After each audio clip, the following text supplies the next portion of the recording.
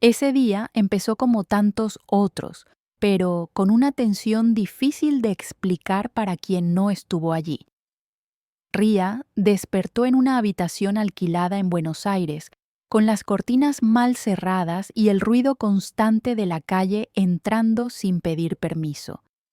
Llevaba semanas fuera de casa, lejos de su hija, contando los días en silencio y fingiendo fortaleza en llamadas cortas para no preocupar a nadie. Había perdido el cumpleaños de Ivy y eso le pesaba más que el cansancio acumulado. Aún así, se levantó, se duchó rápido y abrió el portátil como siempre, porque sabía que todo dependía de ella. Nadie de la empresa preguntó cómo estaba, ni si necesitaba algo. En la Belmar su existencia solo se justificaba por los problemas que resolvía. Esa mañana todavía creía que cerrar ese contrato significaría al menos un poco de estabilidad. Mientras revisaba por última vez los términos del acuerdo, el teléfono vibró sobre la mesa sin ningún dramatismo. No fue una llamada, no fue una reunión, fue un mensaje seco, escrito sin cuidado, informándole que su tarjeta corporativa había sido cancelada y que ya no formaba parte de la empresa. No hubo explicaciones, ni agradecimientos, ni siquiera una despedida formal. Ria se quedó mirando la pantalla, intentando entender cómo algo tan grande podía comunicarse de forma tan pequeña. El primer impulso no fue llorar, fue hacer cuentas. Abrió la billetera y contó el efectivo con una calma extraña, como si su cuerpo se hubiera congelado para sobrevivir. $40. Estaba sola en otro país, sin trabajo, sin respaldo, sin un plan claro para volver a casa. En ese momento entendió que no solo la habían despedido, la habían abandonado. Ria pasó varios minutos sentada sin moverse, con el teléfono en la mano y la sensación física de que el suelo se había desplazado un poco bajo sus pies. Pensó en Ivy de inmediato, en la rutina que había quedado suspendida, en quién la estaba llevando a la escuela ese día y en cómo explicarle algo que ella misma no entendía aún. No había rabia clara, solo una mezcla espesa de vergüenza y miedo, de esas que no se cuentan fácil. Revisó el correo por reflejo, como si esperara una rectificación, pero no había nada. La empresa seguía funcionando como si ella nunca hubiera existido. Fue entonces cuando cayó en la cuenta de lo absurdo. Llevaba semanas sosteniendo una negociación millonaria y, aún así, había sido descartada con un mensaje impersonal. Respiró hondo varias veces, no para calmarse, sino para no desmoronarse allí mismo. Con lo poco que le quedaba de batería, revisó reservas, vuelos, cualquier opción de regreso, y entendió rápido que nada era posible en ese momento. El sentimiento de estar atrapada no era solo geográfico, era emocional. Había soportado años de humillaciones silenciosas, de amenazas disfrazadas de exigencias, porque siempre pensó que resistir era la única forma de cuidar a su hija. Ese día, sentada sola en una habitación prestada, se dio cuenta de que la habían empujado hasta el límite sin medir consecuencias. Aún así, algo empezó a cambiarle por dentro. No fue valentía ni orgullo, fue una claridad incómoda. Todo el trabajo que había hecho, todas las relaciones que había construido, no desaparecían porque alguien así lo decidiera. Por primera vez en mucho tiempo, dejó de pensar en pedir permiso para existir. Ria se sentó en el borde de la cama y, por primera vez desde que todo había pasado, dejó que el silencio hiciera ruido. Pensó en cuántas veces había normalizado situaciones así, no solo por necesidad económica, sino porque el sistema te va convenciendo de que no mereces más. Escribiendo esto ahora, es imposible no pensar en cuántas personas leen historias como esta en silencio, reconociéndose en detalles que nadie ve desde fuera. Si llegaste hasta aquí, seguramente entiendes esa sensación de quedarte solo cuando más cumpliste. A veces ayuda a saber que no estás leyendo desde un lugar vacío. Si te nace, deja un comentario diciendo: ¿desde dónde estás leyendo? No por curiosidad, sino para recordar que del otro lado también hay alguien sosteniéndose como puede. Después de ese momento de pausa forzada, Ria hizo lo único que sabía hacer bien: ordenar la realidad con hechos. Abrió su cuaderno de trabajo, repasó contactos, correos, notas de reuniones, todo aquello que no figuraba en ningún organigrama, pero que mantenía viva la operación. Ahí estaba la verdad que nadie podía quitarle. La relación con Eduardo y Lucía no era un trámite, era confianza construida con tiempo, respeto y presencia real. No había sido Graden quien escuchó sus límites, ni quien se sentó horas a renegociar condiciones justas. Eso lo había hecho ella. Entender eso no la hizo sentir poderosa de inmediato, pero sí le devolvió algo que había perdido: la noción de su propio valor. Ya no estaba paralizada, estaba herida, sí, pero lúcida. Con esa lucidez incómoda, Ria salió de la habitación y caminó varias cuadras sin rumbo claro, solo para sacarse de encima la sensación de encierro. Buenos Aires seguía viva, ajena a su crisis, y eso le resultó casi ofensivo al principio. Entró en un café pequeño, pidió lo más barato y se sentó con el cuaderno otra vez. No estaba planeando una venganza, ni un movimiento estratégico grandilocuente. Estaba intentando sobrevivir al día sin quebrarse. Fue ahí, entre ruidos de tazas y conversaciones ajenas, cuando entendió que no tenía nada que perder diciendo la verdad. No podía seguir fingiendo que todo estaba bien para proteger una empresa que la había descartado sin mirarla a la cara. Tomó el teléfono y escribió a Eduardo, sin adornos, sin dramatizar, solo contando lo que había pasado. El encuentro con Eduardo y Lucía no fue incómodo como ella había temido. Fue silencioso, serio, humano. Escucharon todo sin interrumpir, sin gestos exagerados, como quienes ya sospechaban que algo así podía ocurrir. Ria no pidió ayuda ni favores. Explicó que ya no representaba a la Belmar y que entendía si decidían cortar todo vínculo. Lo que recibió a cambio no fue lástima, sino respeto. Eduardo fue claro al decir que jamás firmarían un acuerdo con una empresa que trataba así a quien había sostenido la relación durante años. Lucía agregó algo que a Ria le quedó grabado: que el trabajo no se mide solo en contratos, sino en cómo se trata a las personas cuando nadie está mirando. En ese momento, Ria dejó de sentirse sola por primera vez en semanas. La conversación avanzó sin promesas grandilocuentes, pero con una honestidad que Ria no estaba acostumbrada a recibir en el mundo corporativo. Eduardo explicó que llevaban tiempo buscando una salida a la relación con la Belmar, no por dinero, sino por el desgaste constante y la falta de respeto al trabajo artesanal. Ria escuchó más de lo que habló, consciente de que ese ya no era un espacio de negociación, sino de cierre. Aún así, algo inesperado ocurrió. En lugar de dar por terminado el vínculo y despedirse, Eduardo mencionó que otras empresas llevaban meses intentando acercarse a ellos sin éxito. Dijo que siempre se habían negado porque no confiaban en los intermediarios. Y luego, con una naturalidad que descolocó a Ria, añadió que esa desconfianza nunca había existido con ella. Fue entonces cuando apareció el nombre de Aurora Lux en la conversación, casi como un dato suelto que de repente adquirió peso real.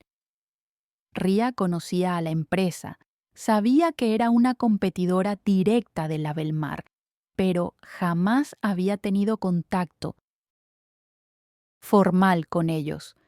Eduardo explicó que Aurora llevaba tiempo insistiendo en construir una alianza basada en condiciones más justas y procesos más humanos, pero que nunca habían dado el paso final, hasta ese momento. Lo que Ria sintió no fue euforia, sino una mezcla de vértigo y responsabilidad. No estaba buscando un nuevo empleo ese día, estaba tratando de volver a casa. Sin embargo, entendió que, por primera vez, no era ella quien pedía una oportunidad. Eran otros quienes reconocían su trabajo sin necesidad de que ella se justificara. Ria salió de esa reunión con una sensación extraña en el cuerpo, como si algo se hubiera desplazado internamente y ya no pudiera volver a su lugar anterior. Caminó varias cuadras sin mirar el celular, dejando que las ideas se ordenaran solas. No estaba celebrando nada, porque todavía seguía sin saber cómo volvería con su hija ni cuánto tiempo podría sostenerse así. Pero por primera vez en mucho tiempo no se sentía pequeña. Pensó en todas las veces que había aceptado comentarios hirientes, plazos imposibles y amenazas veladas solo para conservar un puesto que nunca la protegió. Ese día, entendió que su valor no estaba en el cargo que figuraba en su contrato, sino en todo lo que había construido fuera de él. Y eso, aunque no resolvía lo inmediato, cambiaba completamente el panorama. Esa misma tarde, desde el mismo café donde horas antes había contado monedas, recibió un mensaje que no esperaba. Era un contacto de Aurora Lux, alguien que había recibido su nombre directamente de Eduardo. El tono era respetuoso, prudente, sin urgencias falsas.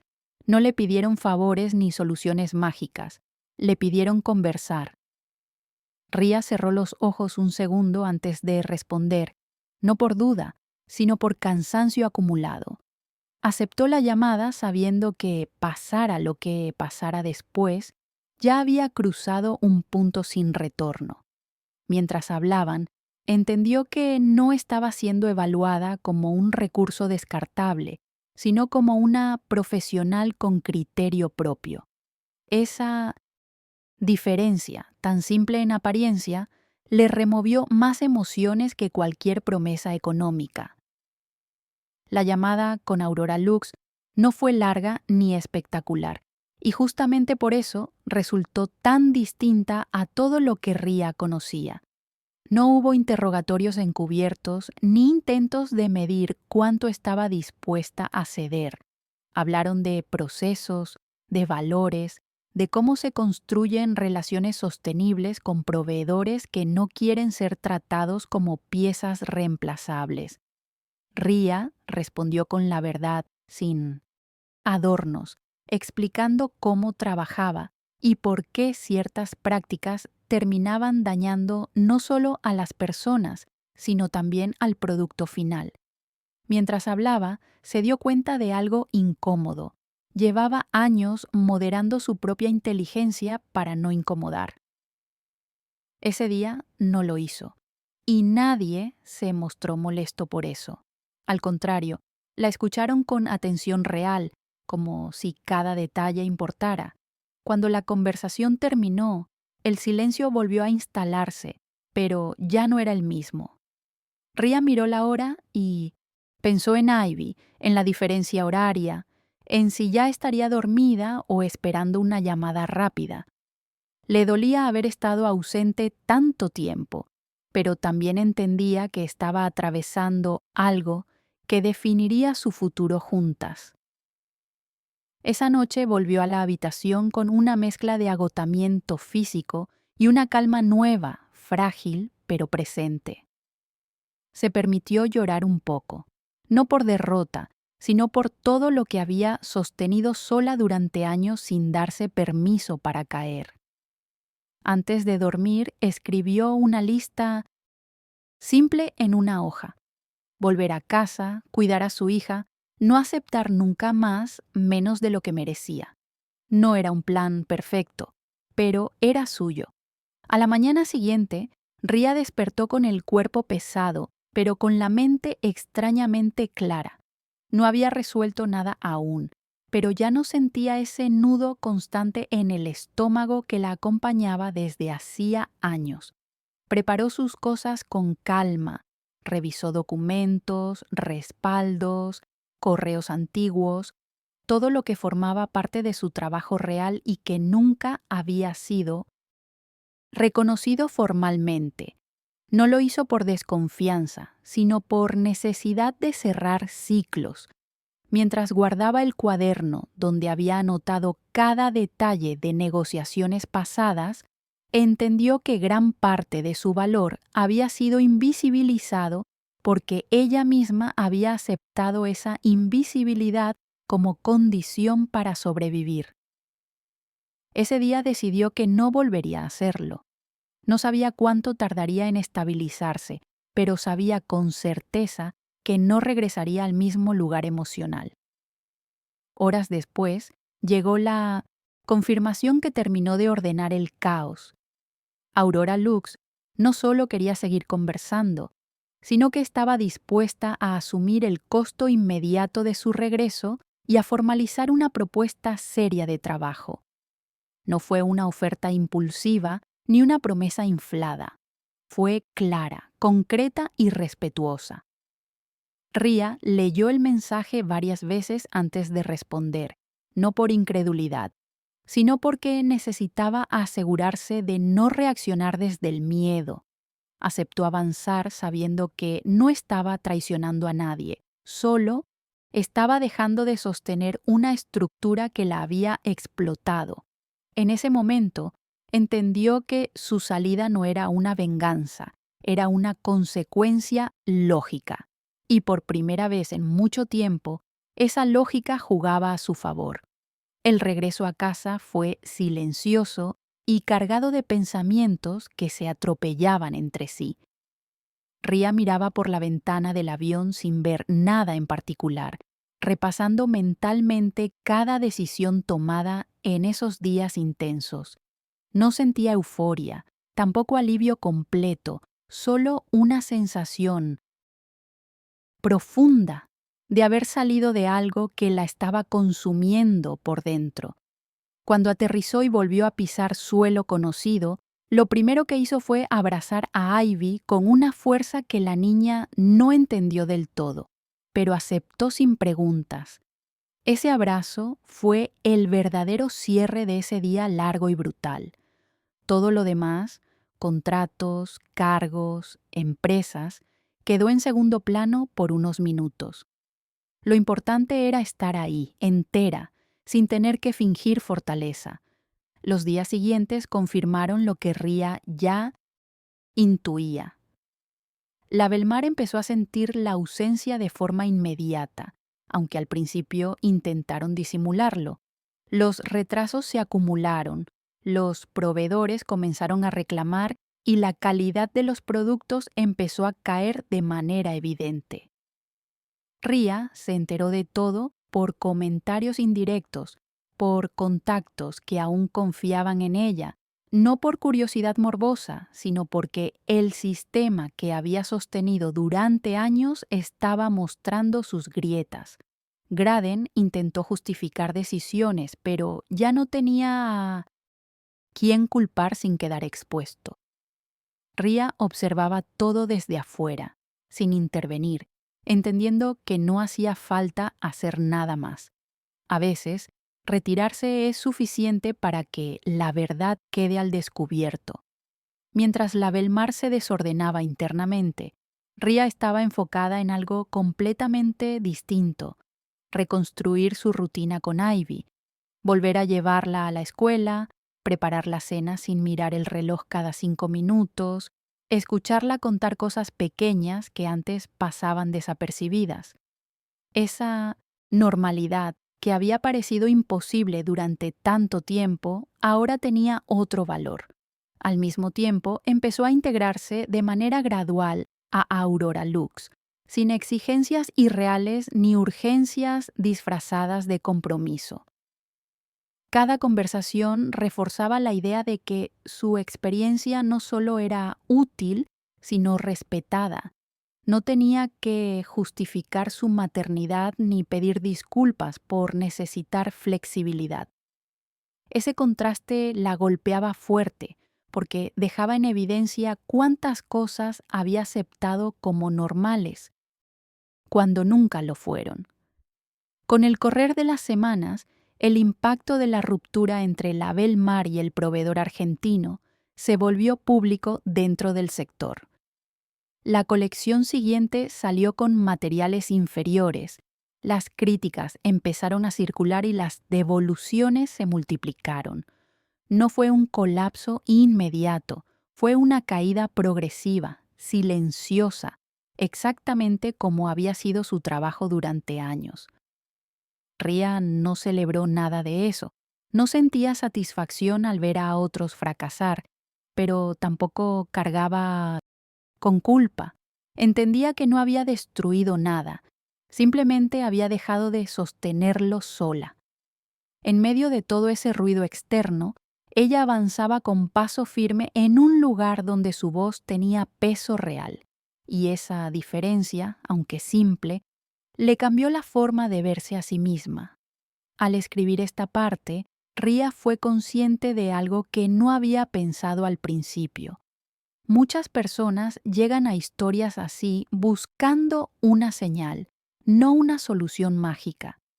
Ella misma había leído relatos parecidos en momentos en Mindy's en los que se sentía atrapada, preguntándose si de verdad existía una salida digna. Si estás leyendo esto hasta aquí, probablemente entiendes lo que es sostener más de lo que te corresponde sin que nadie lo vea. Tal vez estés en una oficina, en tu casa, en el transporte público, dudando si aguantar un poco más o dar un paso que asusta. Si esta historia te resonó, compártela con alguien que pueda necesitarla o deja un comentario contando desde dónde estás leyendo. A veces, saber que no estás solo ya cambia algo por dentro. Poco después, la caída interna de la Belmar dejó de ser un rumor y se convirtió en una noticia concreta dentro del sector. Graden fue apartado de su cargo de manera discreta, sin comunicados ruidosos ni explicaciones públicas. Ria se enteró por terceros y no sintió el impulso de buscar justicia simbólica ni cerrar heridas abiertas. Entendió que ese desenlace no tenía que ver con revancha, sino con responsabilidad acumulada. Ella había sido el sostén invisible durante años, y al retirarse, todo lo que estaba mal estructurado quedó expuesto. Mientras tanto, en Aurora Lux, su rol crecía de forma natural, sin imposiciones ni juegos de poder. Su trabajo hablaba por ella, y eso era suficiente. Con el paso de los meses, Ria fue asumiendo más responsabilidades en Aurora Lux sin que eso significara volver al mismo desgaste de antes. La diferencia estaba en los límites claros y en el respeto por su tiempo y su criterio. Empezó a viajar de nuevo, pero ahora con planificación, con fechas cerradas, con la tranquilidad de saber que Ivy estaba considerada en cada decisión. Su trabajo dejó de ser invisible y pasó a ser reconocido de manera concreta, no con discursos vacíos, sino con autonomía real.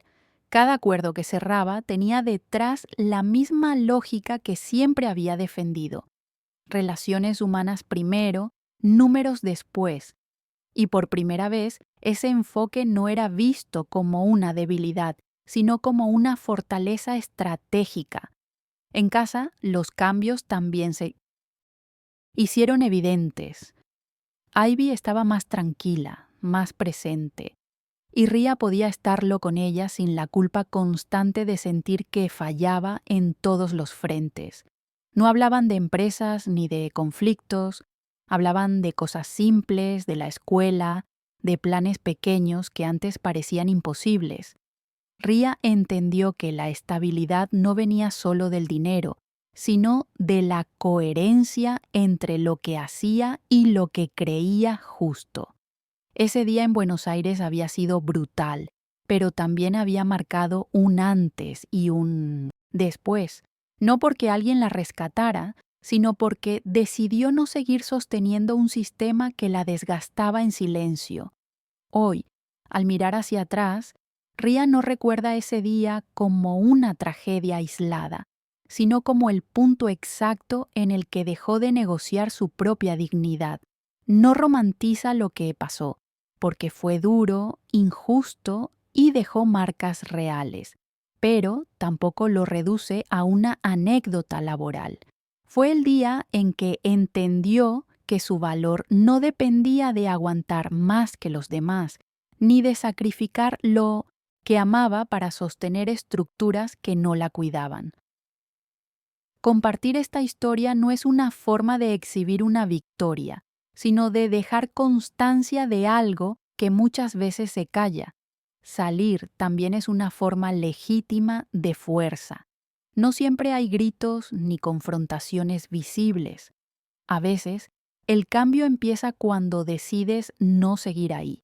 La Belmar siguió existiendo por un tiempo más, debilitada, intentando recomponerse, mientras Aurora Lux consolidaba una colección exitosa basada exactamente en los valores que Ria siempre defendió.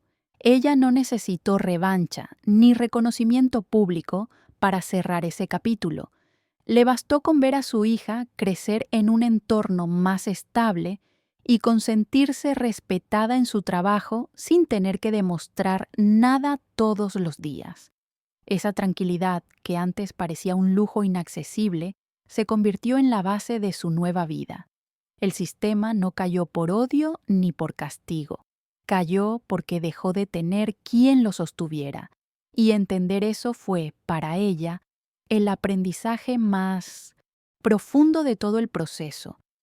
Escribir este relato no fue fácil, porque obliga a revivir sensaciones que aún duelen un poco, pero también permite ordenar lo vivido y darle un sentido que va más allá de lo personal. Ria sabe que su historia no es única, y justamente por eso decidió compartirla en un espacio donde tantas personas cuentan batallas silenciosas. No hay una fórmula universal ni un final perfecto, solo decisiones difíciles tomadas en momentos límite. Si algo quedó claro para ella es que nadie debería tener que perderse a sí mismo para conservar un trabajo. Reconocerse a tiempo, aunque asuste, puede evitar años de desgaste innecesario. Ese día en Buenos Aires quedó marcado como el más duro y, al mismo tiempo, el más honesto de su vida adulta. Todo lo que vino después se construyó sobre esa verdad incómoda, que ella era mucho más que el rol que le habían asignado. Hoy, Ria no se define por la empresa que dejó atrás, sino por la coherencia con la que decidió seguir adelante. No cambió el mundo, no derribó el sistema de un día para otro, pero cambió su propio lugar dentro de él. Y a veces esa es la única transformación que realmente importa.